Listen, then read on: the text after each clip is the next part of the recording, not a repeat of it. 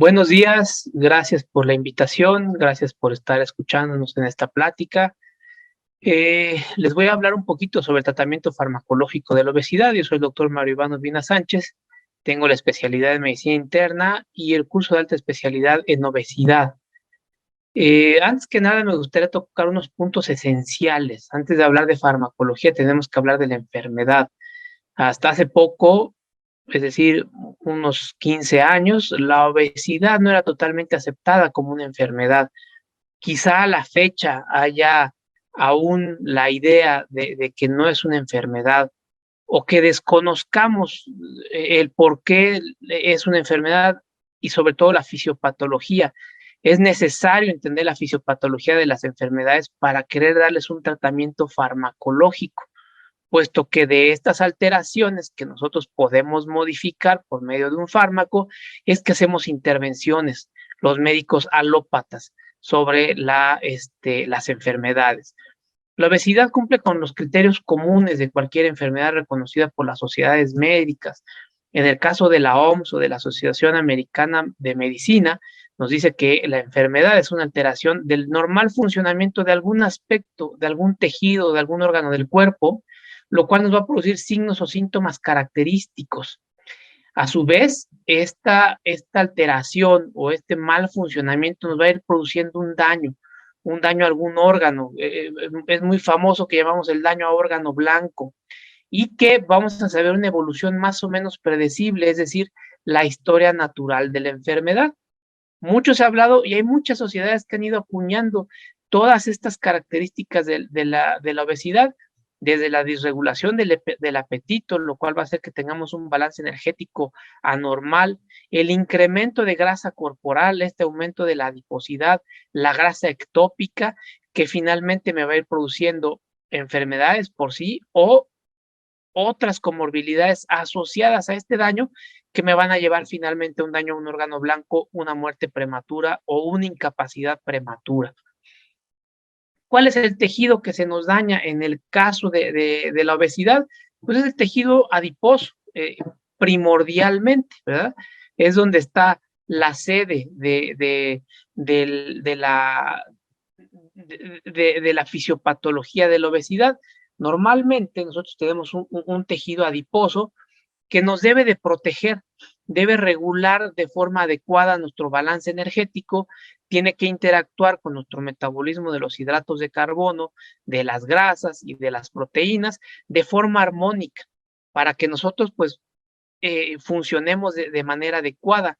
Nuestro tejido adiposo normalmente en las personas delgadas solo está constituido en un 40% por adipocitos.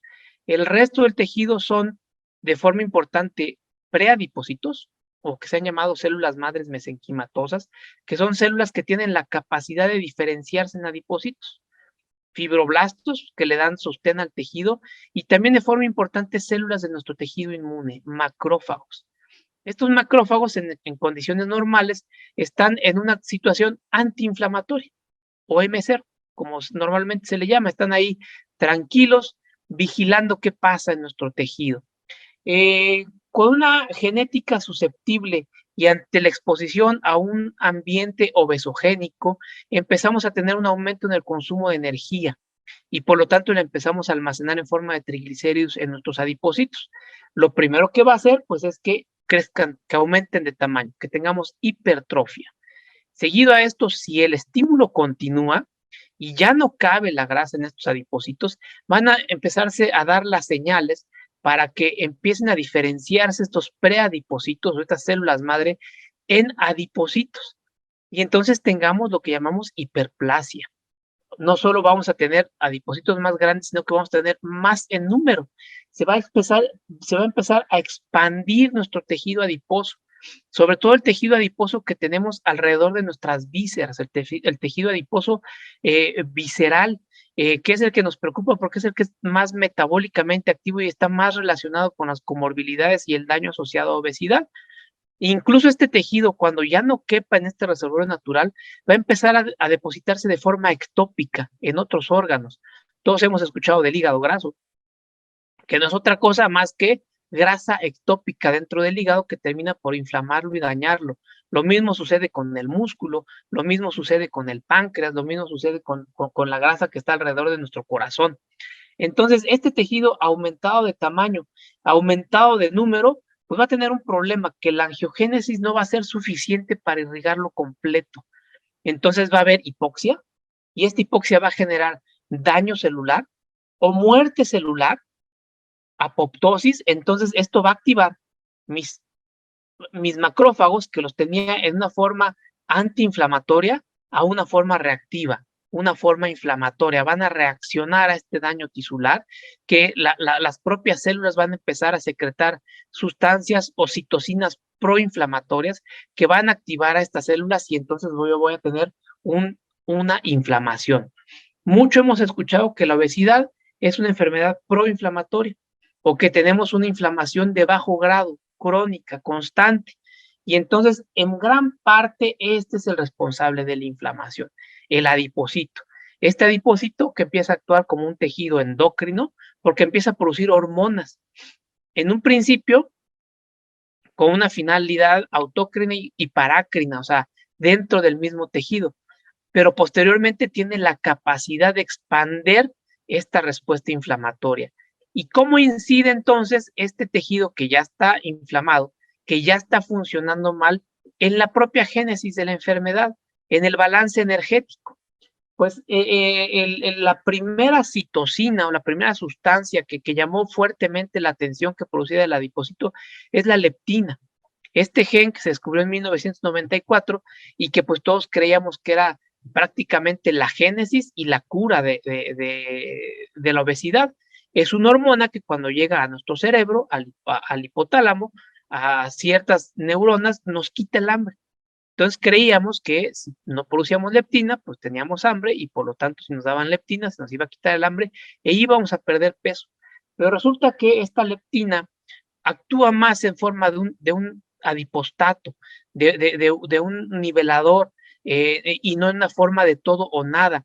Pero en el caso de un tejido adiposo inflamado, empieza a producir demasiada leptina, empiezan a disminuir algunas adipoquinas que están asociadas al buen control del balance energético y de la resistencia a la insulina, como la adiponectina, y empiezan a disminuir aquellas como la FGF21, que pueden inducir que el tejido adiposo sea metabólicamente activo, exprese más mitocondrias, por lo tanto genere calor y gaste energía. Entonces, estas empiezan a expresar a la baja, y entonces mi cuerpo se empieza a volver un cuerpo más ahorrador. Mi ingesta de alimento empieza a aumentar y mi gasto energético empieza a disminuir.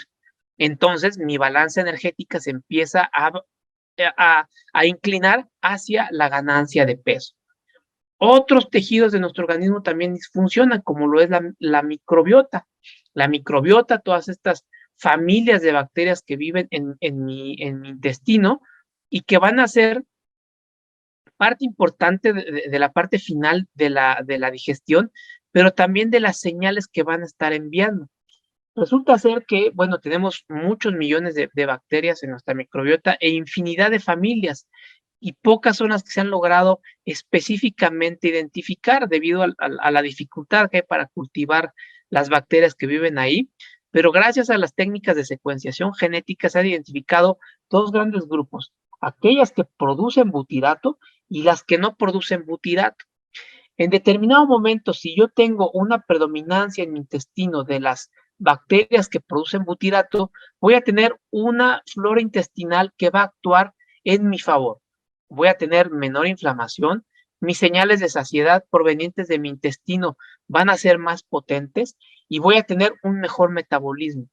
Por el contrario, si predominan aquellas bacterias que no producen butirato, entonces las señales del mismo intestino de saciedad van a estar disminuidas. Estas bacterias, sus productos finales son inflamatorios. Por medio de la circulación portal van a llegar a mis tejidos como el hígado, o a la misma circulación espláncnica como es mi tejido adiposo, aumentando, magnificando la respuesta inflamatoria de que ya habíamos hablado. Y al haber mayor resistencia a la insulina, va a haber mayor lipogénesis, por lo tanto mayor cantidad de ácidos grasos libres y mayor lipotoxicidad.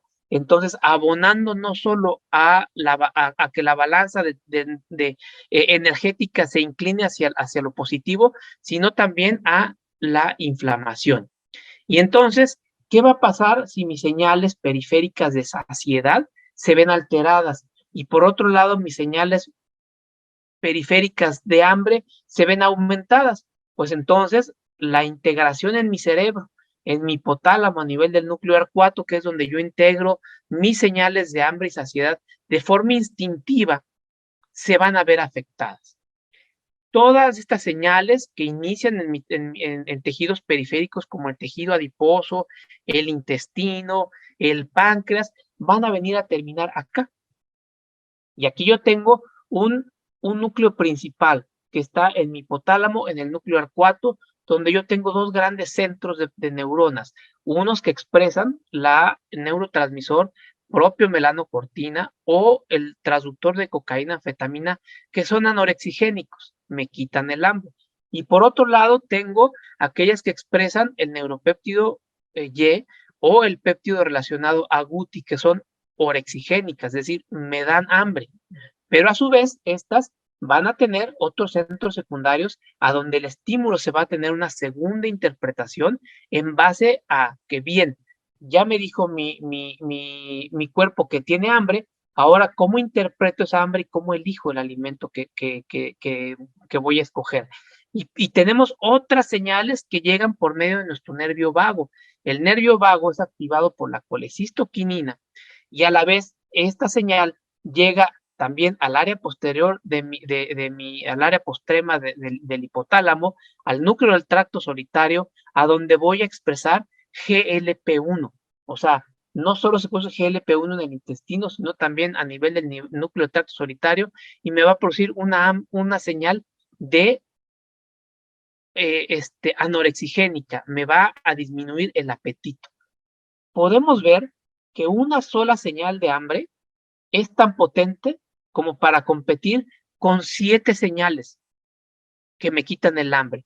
De forma muy importante también en el área postrema, la amilina.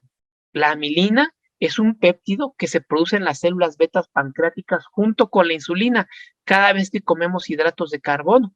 Y al igual que la insulina, que si bien la importancia de la insulina la hemos estudiado básicamente en su papel para el metabolismo del azúcar, para iniciar la glucólisis, que facilita la entrada de la glucosa a mis tejidos, sobre todo el muscular, el hepático el adiposo, pues resulta que se secreta junto con la milina y la milina va a venir al área postrema y también me va a producir una señal anorexigénica, me va a quitar el hambre. Forma importante que recordemos todas estas señales para cuando hablemos de farmacología. Entonces, pues resulta que aquí yo integro mi hambre instintiva. Esto simple y sencillamente, mi estómago está vacío, mis niveles de glucosa han bajado, mis niveles de grasa, de lípidos están bajando y yo estoy gastando energía y necesito energía, entonces envío todas estas señales. Pero si los tejidos, los cuales estoy enviando, como el tejido adiposo, están afectados, están trabajando mal, estas señales van a llegar de forma anómala y por lo tanto no van a ser tan eficientes. Y entonces, ¿esto qué me va a producir? Los signos y los síntomas de tener un tejido adiposo alterado, se va a generar, debido a su alteración, los signos y los síntomas de la enfermedad, decía la primera diapositiva. ¿Y cuáles son esos signos? La obesidad es un signo, el hambre o la hiperfagia es un síntoma. Un signo que no podemos dejar pasar desapercibido. Todos podemos hacer el diagnóstico de obesidad por un aumento de la adiposidad, viendo una persona caminando en la calle, simple y sencillamente. Pero muchas veces estos pacientes, cuando llegan con nosotros a consulta, nos manifiestan que tienen hambre. Y nosotros a veces no les podemos creer o no les queremos creer y creemos que es meramente un pretexto, que es meramente una falta de voluntad y que por eso ese paciente manifiesta el hambre. Pero no es así. Múltiples experimentos han demostrado que el paciente con sobrepeso, obesidad o diabetes tipo 2 cursa con hiperfagia. Tienen más hambre que un sujeto delgado y sano. Para muestra un botón, este estudio que se publicó en la revista Gastroenterology, se tomaron dos grupos de sujetos con obesidad, con índice de masa corporal mayor a 35, y sujetos con un índice de masa corporal normal. A estos sujetos se les dio a beber un reemplazo de estos para nutrición enteral, que contienen todos los tipo Ensure, y este reemplazo estaba marcado con un radioisótopo, también para poder medir la cantidad que entraba al estómago y el tiempo de vaciamiento gástrico. Entonces, el primer objetivo a medir era el tiempo después de estar consumiendo el reemplazo, en el que los sujetos empezaban a manifestar saciedad. Y lo segundo, una vez que manifestaban saciedad, se les pasaba al estudio de rayos X para ver con cuánta cantidad de este suplemento habían ellos alcanzado la saciedad. Pues no fue sorpresa que los sujetos delgados, que están aquí representados por la línea punteada, tardaron mucho menos tiempo en sentir saciedad, prácticamente unos 12 minutos, cuando empezaron ellos ya a manifestar saciedad, después de 12 minutos de estar bebiendo este reemplazo, contrario a los pacientes con obesidad, que tardaron aproximadamente 25 minutos, prácticamente el doble. Tuvieron que estar consumiendo alimentos durante el doble de tiempo para que ellos empezaran a manifestar que estaban satisfechos, que no deseaban más alimento. Y cuando se hizo el corte de aquellos que ya habían manifestado la saciedad en ambos grupos y se midió la cantidad de alimento que había sido necesaria, pues se demostró que aquellos pacientes con un índice de masa corporal mayor y que tardaban más tiempo en llenarse, pues tenían una mayor capacidad gástrica. Por ende, pues comían más, les cabía más alimento y consumían más calorías. Y entonces, pues era un sujeto que iba a tener un balance energético positivo. Ahora nos explicamos, después de lo que les acabo de decir, por qué sucede esto. Y resulta que cuando empezamos a perder peso, empiezan a aumentar nuestras hormonas del hambre, empieza a aumentar precisamente esta grelina, y no necesitamos que aumente ninguna otra. Ya les había dicho, esta hormona, su efecto es tan potente que puede competir contra otras 6 o 7 señales que nos quitan el hambre. Y desafortunadamente, y como uno de los mecanismos de la reganancia de peso, una vez que empezamos a perder peso, los niveles de grelina empiezan a aumentar, aunque mucho tiempo después hayamos dejado de hacer una intervención nutricional o farmacológica o cirugía, y nuestros niveles de grelina no vuelven a sus niveles basales de cuando empezamos el tratamiento para perder peso. Entonces, esto también nos habla de las regulaciones que hace el cuerpo, que tiene un tejido anómalo, un tejido disfuncional con respecto a la pérdida de peso. No solo nos genera la ganancia de peso, sino que estos cambios se encargan de perpetuarla. El hambre incrementa con respuesta a la pérdida de peso. Entonces, aquí tenemos algunos otros experimentos donde se toma a sujetos que se les somete a una pérdida de peso con una dieta muy baja en calorías, cetogénica, de 10 semanas, donde pierden una gran cantidad de peso rápido, como sucede con estas dietas, y posteriormente se les va haciendo un cuestionario subjetivo con respecto al hambre que ellos manifiestan.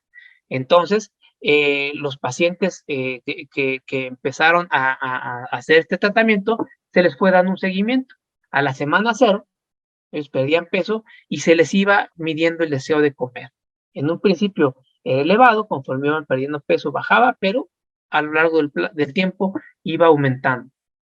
A la semana 10, el deseo de comer era todavía mayor cuando terminó la intervención, y a la semana 30, mucho tiempo después de que había terminado la intervención, los pacientes seguían manifestando hambre, ya sin estar bajo el tratamiento.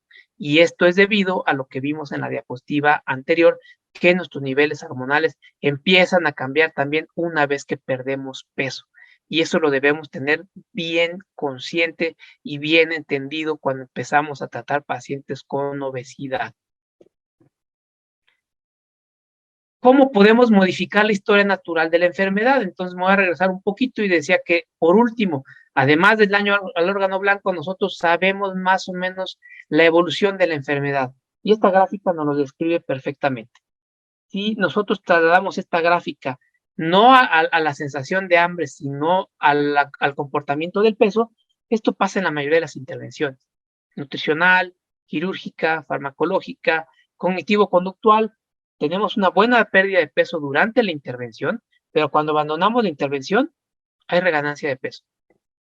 Y entonces es donde nosotros debemos incidir de forma fisiológica para evitar esa corriente y esa historia natural, porque a mí lo que más me importa es mantener a mi paciente fuera de la enfermedad o libre de enfermedad la mayor cantidad de tiempo.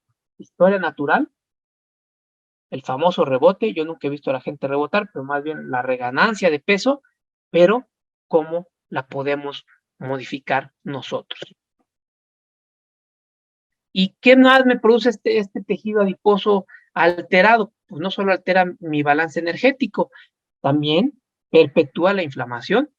Y estas citocinas o adipoquinas inflamatorias, como la interleucina 6, el factor de necrosis tumoral, que creo que conocemos muy bien, pues me va a producir inflamación, ya no solo de forma local, porque gracias a que expresa algunas proteínas, como la proteína quimioatrayente de macrófagos tipo 1, este tejido adiposo empieza a activar a los macrófagos que están circulando en nuestra sangre, y entonces se empiezan a desplazar por todos nuestros tejidos, ya activados de una forma proinflamatoria.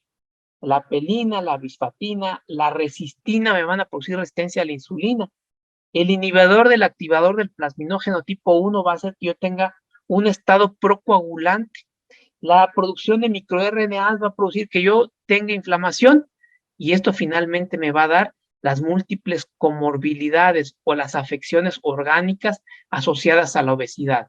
Las metabólicas, que creo que las conocemos muy bien, y las que más nos preocupan son la diabetes tipo 2, la hipertensión arterial sistémica, la enfermedad cardiovascular, el hígado graso no alcohólico, las mecánicas, cuando tenemos un aumento de la adiposidad importante, principalmente la artrosis que va a producir inmovilidad y nos va a boicotear el tratamiento cuando queremos mandar al paciente a hacer ejercicio, la apnea obstructiva del sueño que va a intervenir mucho en la insuficiencia cardíaca, en la neuropatía del obeso, en la inflamación, en la perpetuación de la hipertensión y del riesgo cardiovascular, el dolor de espalda crónico, en la alteración de mi estilo de vida, de mi calidad de vida, y por último, pero no menos importantes, las alteraciones mentales. Esta misma inflamación se va a asociar con depresión, con ansiedad, con trastornos de la conducta alimentaria. ¿Y qué hacemos nosotros cuando tratamos un paciente? ¿Cuál es la estrategia general? Pues normalmente nos llega el paciente y pues primero el paciente generalmente llega con intentos autodirigidos. Ya hizo la dieta que le recomendó la comadre, la que le recomendó el club de polvos, la que vio en la revista, o incluso algún médico que le dijo, pues tienes que perder peso y tienes que hacer ejercicio, la clásica dieta que nos dicen los mexicanos de los médicos antiguos, ¿no? Nada de pan, nada de tortillas, nada de carne de puerco. Obviamente recomendaciones muy poco basadas en la evidencia. Posteriormente, cuando el paciente esto no le funciona, pues lo mandamos con la nutrióloga o aquellos que tienen cierta preparación en nutrición, dirigen algunos cambios en el estilo de vida. Y vamos dejando en un tercer escalón iniciar la farmacoterapia. Y si esto no nos funciona, vemos si lo mandamos a cirugía. Y si esto no nos funcionó, ya lo operamos y empezó a recuperar peso, pues ahora nos paramos de cabeza y vemos qué le vamos a hacer al paciente. ¿Por qué seguimos abordando así a los pacientes? Pues porque así nos enseñaron las guías. Entonces las guías que dividían a nuestro paciente por medio del índice de masa corporal, una medida que no nos dice absolutamente nada del paciente, más cuánto espacio, más cuánto de masa ocupa en el espacio. Eso es todo lo que nos dice. Pero no nos dice si tiene comorbilidades, no nos dice si tiene un problema emocional, no nos dice si tiene algún otro problema. Y entonces dice, no, si su índice de masa corporal es menor a 25, que se jode el paciente y que tiene que hacer la dieta y tiene que hacer ejercicio y tiene que ver cómo le hace. Hay que ver él cómo lidia con su grelina y cómo lidia con una tiroides que empieza a funcionar menos también cuando empieza a perder peso y cómo lidia con la ansiedad, ¿no? Eso nada, tiene que hacerlo. Ya si yo veo que pues anda ahí más del índice de masa corporal, tiene algunos problemas, pues bueno, ya veré si lo mando un programa y le empiezo algún medicamento, etcétera. Entonces, toda esta visión basada en el índice de masa corporal, pues está muy pasada de moda ya y no nos sirve de nada. Lo más importante son las clasificaciones funcionales. Esta clasificación, el sistema de estratificación para la obesidad de la Universidad de Edmonton, es una de las clasificaciones clínicas más fáciles de llevar a cabo y que más información me da y que incluso me puede servir como una guía muy importante para saber cómo debo empezar a abordar a mi paciente con obesidad, incluso si yo no soy un experto en obesidad. Esta escala divide precisamente en estas tres grandes M's a nuestro paciente: mecánica, mental y metabólica. Y en base a la presencia y la severidad de cada uno de ellos, le va a dar un estadiaje, independientemente de cuánto pese mi paciente. Y entonces me dice, un paciente que no tiene ninguna comorbilidad, un paciente que tiene una comorbilidad en un estado preclínico, es decir, tiene prediabetes, tiene prehipertensión, una paciente que tiene un diagnóstico ya de una comorbilidad claramente asociada a diabetes, a obesidad, es decir, diabetes tipo 2, hipertensión, hígado graso, apnea del sueño, artrosis. El estadio 3 es cuando tiene esta comorbilidad y esta comorbilidad le está condicionando un daño a órgano blanco, es decir, tiene sobrepeso u obesidad, tiene hiperadiposidad, tiene diabetes y tiene retinopatía diabética o nefropatía diabética, o hipertrofia, o tiene todo esto más hipertensión, más hipertrofia del ventrículo izquierdo, más o bien tiene un problema, esto lo podemos trasladar también al tema mental, no tiene ningún problema, tiene algunos datos de depresión, tiene una depresión bien establecida, o ya tiene una depresión incluso con ideación suicida, resistente a fármacos, y lo mismo pasa con la movilidad. Paciente que no tiene problemas de movilidad, que lo podría mandar a hacer ejercicio y es perfectamente funcional, paciente que ya le duele la espalda, que ya tiene un problema en la rodilla, paciente que ya tiene un diagnóstico como tal, una desviación de la columna, una gonartrosis o una artrosis importante de la cadera, o bien ya no se puede mover, ya requiere una prótesis, o en definitiva, los síntomas de cualquiera de estas tres esferas, metabólica, mental o mecánica, son tan severas que el paciente ya no es funcional, que ya no se puede mover, que ya tiene una insuficiencia cardíaca muy importante o que ha sido incluso internado por un trastorno psiquiátrico del cual es muy difícil de controlar.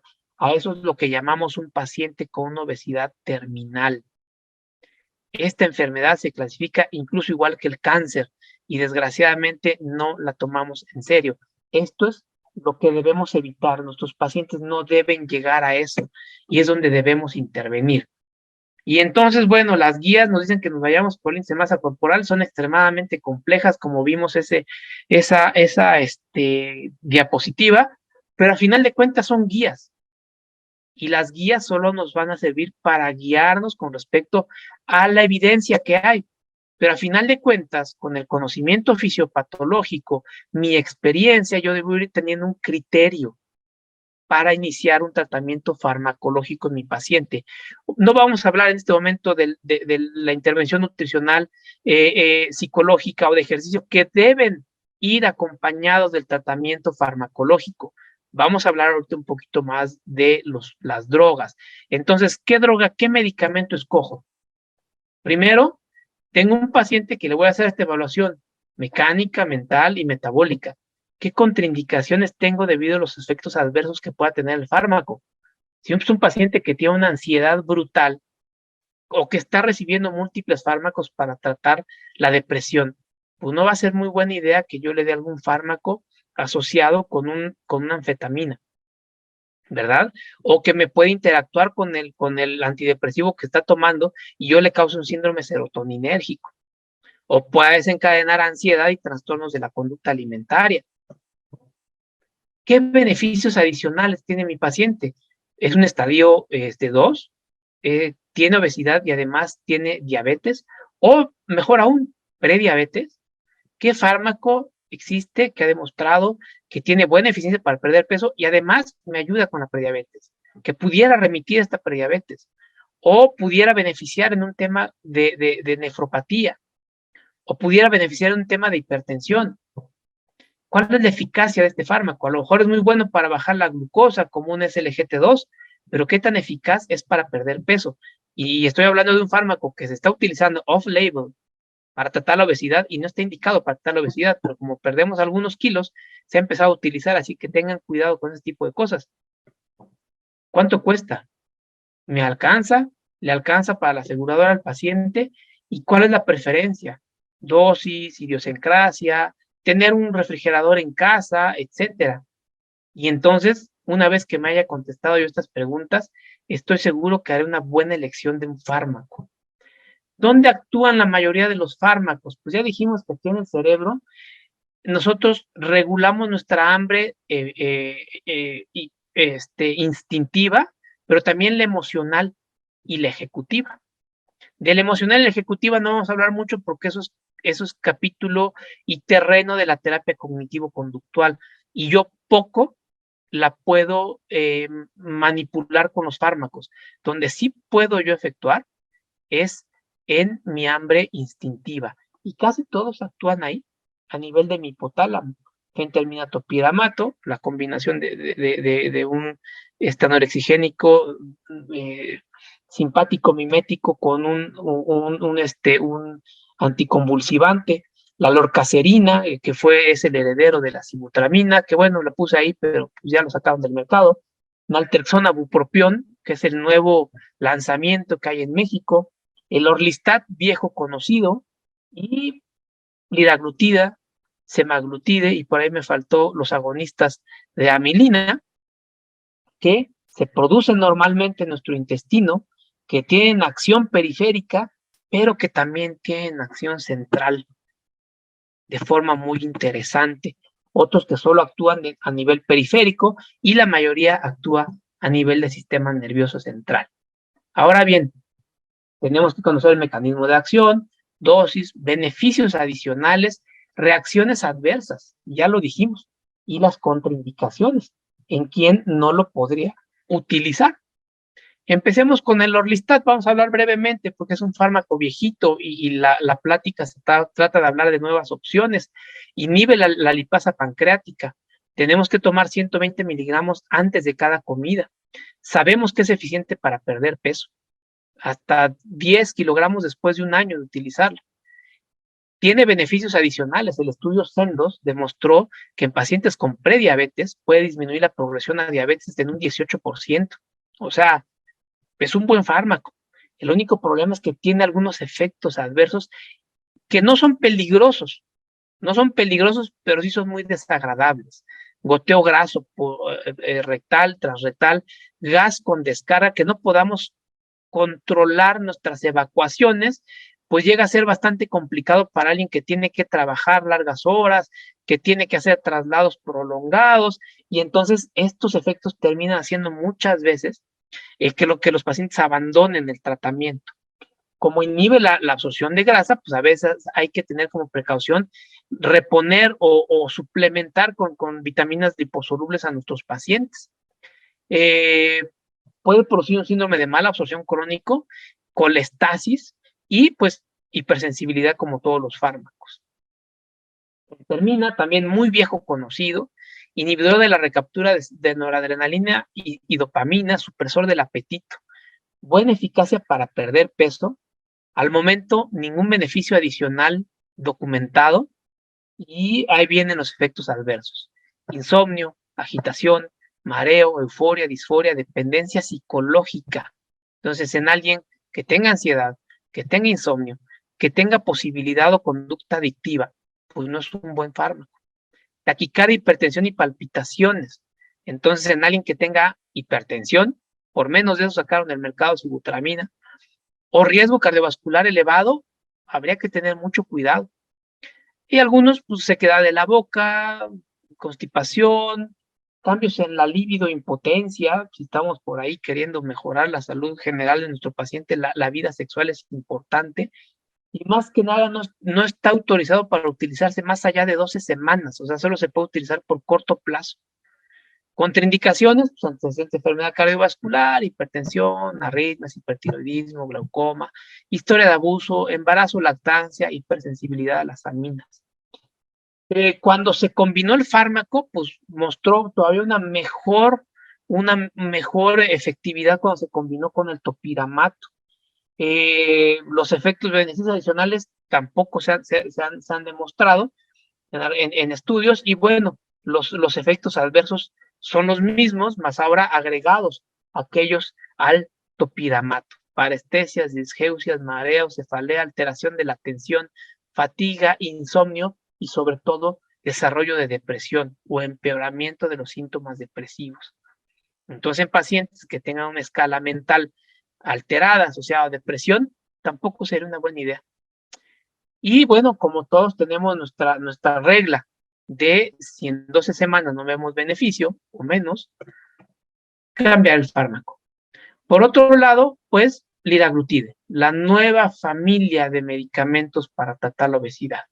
Un medicamento que se empezó como un tratamiento de la diabetes, puesto que cuando se describieron aquellos mecanismos por el doctor de Fronzo que nos producían hiperglicemia de forma muy importante, y desde los años 90 ya sabíamos que había la disminución del efecto incretina, es decir, la disminución de la concentración y el efecto de estas hormonas del GLP-1 y del GIP en pacientes con obesidad y con diabetes tipo 2, producían tanto ganancia de peso como aumento de la glucosa.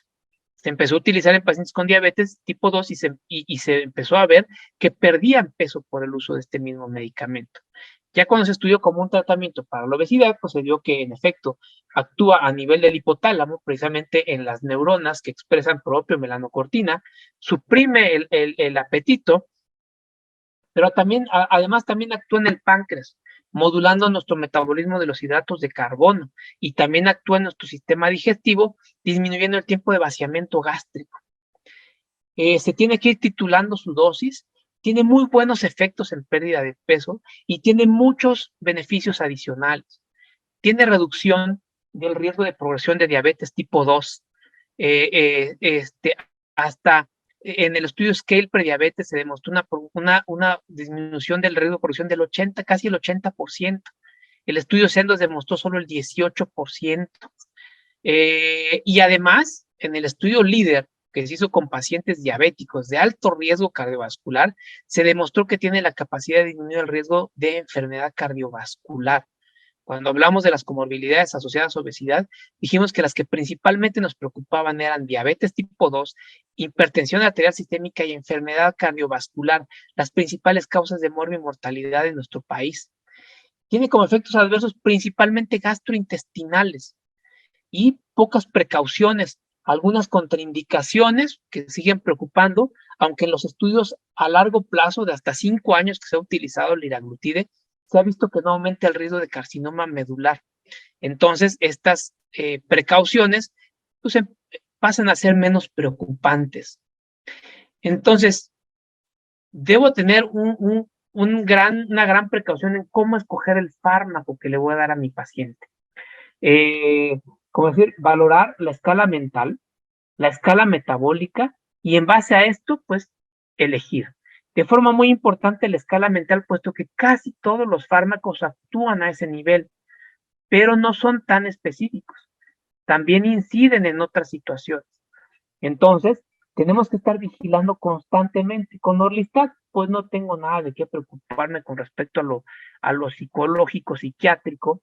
Con Fertermina topiramato, pues bueno, en pacientes hepatópatas no se recomienda. En depresión, pues debemos tener cuidado, evitar dosis máximas. En psicosis no hay datos. En trastorno por atracón no hay datos suficientes. En glaucoma está contraindicado. En trastorno convulsivo, disminuir lentamente hasta suspender. Más de 65 años, datos limitados. Alcoholismo y adicción, datos insuficientes, aunque topiramato podría ejercer un efecto benéfico. Y cirugía posbariátrica, o sea, en caso de pacientes que falla la cirugía bariátrica, datos disponibles limitados. Naltrexona, bupropión, insuficiencia hepática, también tener cuidado. En temas de depresión, datos de seguridad insuficiente. Evitar en adolescentes y adultos jóvenes. En ansiedad, evitar dosis máximas.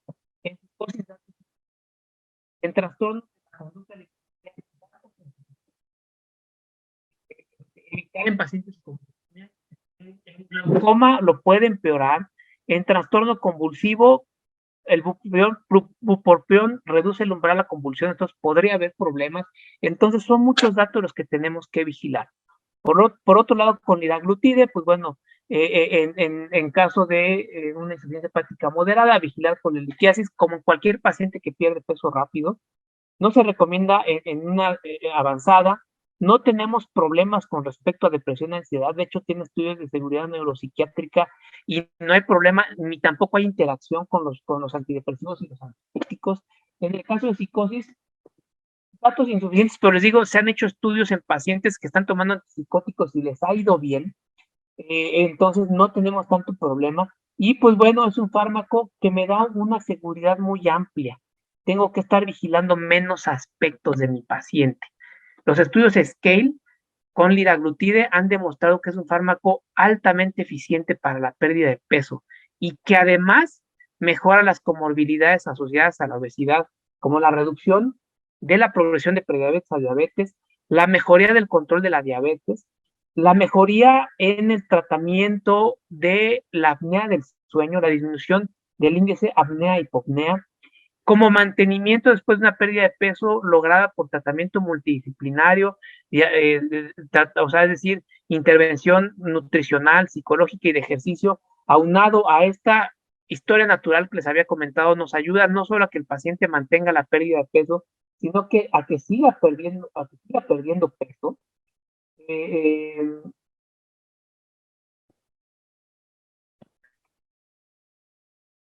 y bueno, ¿qué es lo nuevo?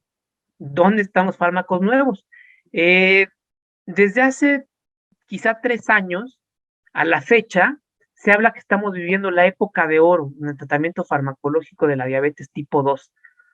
Y yo creo que a partir del 2023 vamos a empezar a vivir la época de oro en el tratamiento farmacológico de la obesidad. Entonces, estos son los fármacos que ya hay, que ya conocemos. ¿Qué viene? Cagrilintide. Este fármaco es un agonista de amiloide, de amilina. Recuerden cuando les hablé, recordaron cuando les hablé de la amilina. La amilina es un péptido que se produce en la célula beta pancreática, que se secreta cada vez que nosotros secretamos insulina y que va a ir ahí al hipotálamo, al área postrema, junto al núcleo del tracto solitario y me va a producir una reducción de hambre. Entonces dijeron, bueno, pues ya tenemos un fármaco que es un agonista del GLP-1, que se parece, que tiene un efecto tanto en el páncreas como a nivel central, pues ¿qué pasa si nosotros hacemos un fármaco que se parezca a la amilina y lo utilizamos para perder peso?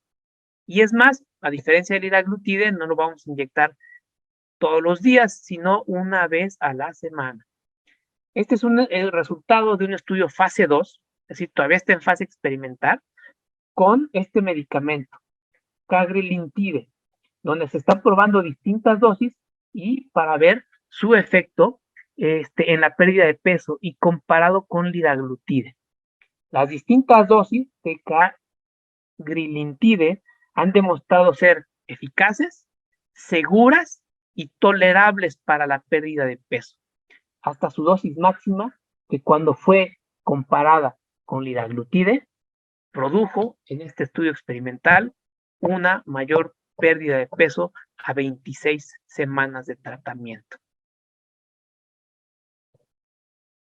Por otro lado, así como empezó el liraglutide para tratar la diabetes, pues se produjo un péptido que se podía aplicar igual de forma subcutánea una vez por semana y se llama semaglutide, con lo cual se lograron buenos controles de la glucosa.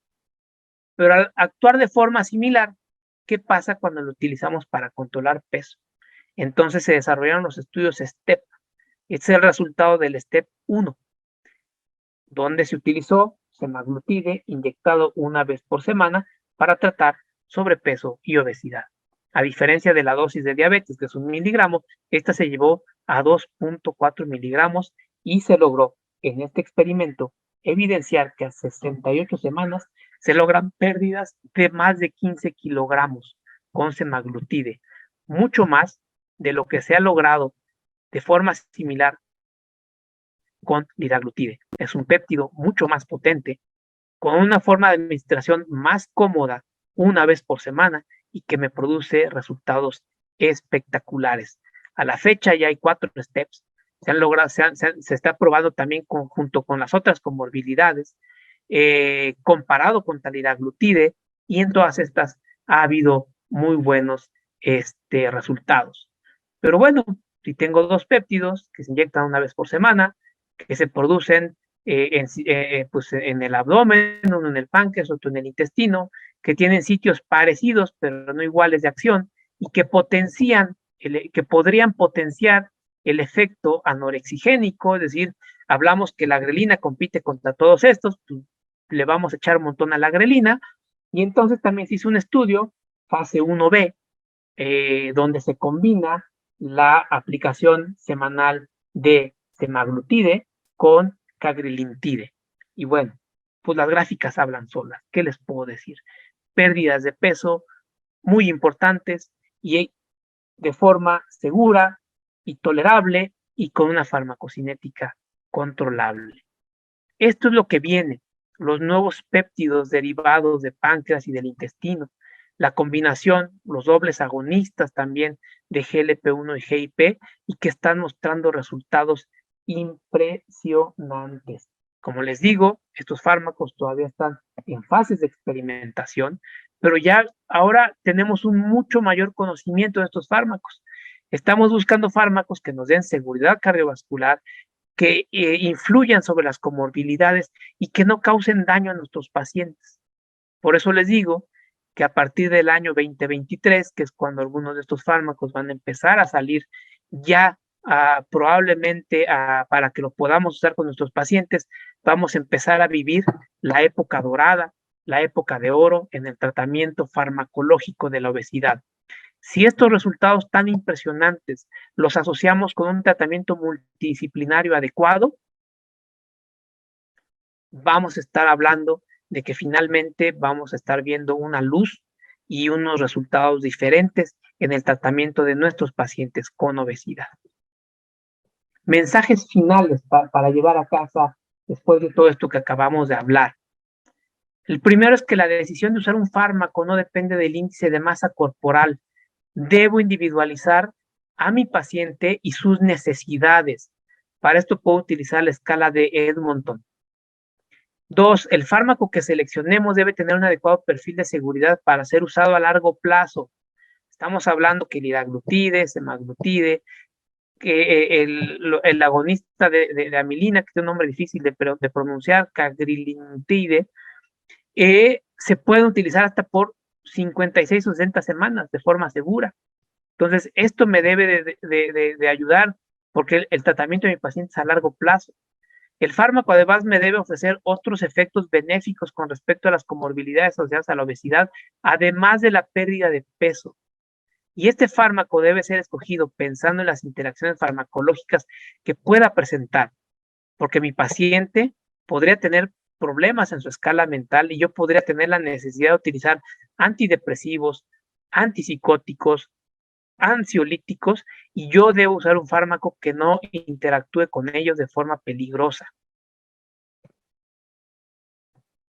Les agradezco su atención, espero que la plática haya sido de ayuda y siempre me despido con este mensaje. El tratamiento de la obesidad es multidisciplinario, donde intervienen nutriólogas, psicólogas, cirujanos y médicos clínicos como cabeza del equipo que va a llevar, va a escoger y va a conocer mejor al paciente para darle una opción adecuada de tratamiento. Muchísimas gracias y quedo a su disposición para las preguntas o comentarios que pudiera haber. Buen día.